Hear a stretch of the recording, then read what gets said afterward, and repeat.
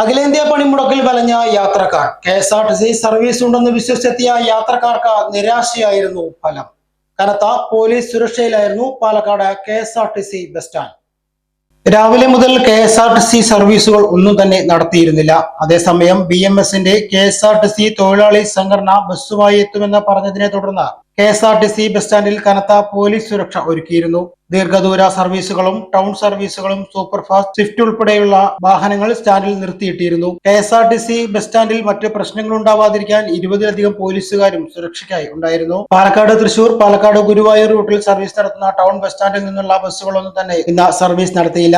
Town bus സ്റ്റാൻഡിൽ ഉൾപ്പെടുന്ന medical shop ഉൾപ്പെടെയുള്ളവ അടഞ്ഞുകിടന്നു. സമീപത്ത് ഓട്ടോ സ്റ്റാൻഡും വിജനമായിരുന്നു. നിരവധി ബസ് സർവീസുകൾ നടത്തുന്ന പാലക്കാട് സ്റ്റേഡിയം ബസ് സ്റ്റാൻഡിൽ ബസ്സുകളിൽ ചിലത് കഴിഞ്ഞ ദിവസം രാത്രിയോടെ സർവീസ് നിർത്തി. ബസ് സ്റ്റാൻഡിൽ നിർത്തിയിട്ടിരിക്കുന്ന സ്വകാര്യ ബസ്സുകൾ പണിമുടക്കിന്റെ ഭാഗമാകും എന്നറിഞ്ഞതോടെയാണ് ബസ് പ്രതീക്ഷിച്ച യാത്രക്കാർ ആരും തന്നെ സ്റ്റേഡിയം ബസ് സ്റ്റാൻഡിൽ എത്താതിരുന്നത്. സ്റ്റേഡിയം ബസ് സ്റ്റാൻഡ് പരിസരത്തും പോലീസ് സുരക്ഷ ഒരുക്കിയിരുന്നു.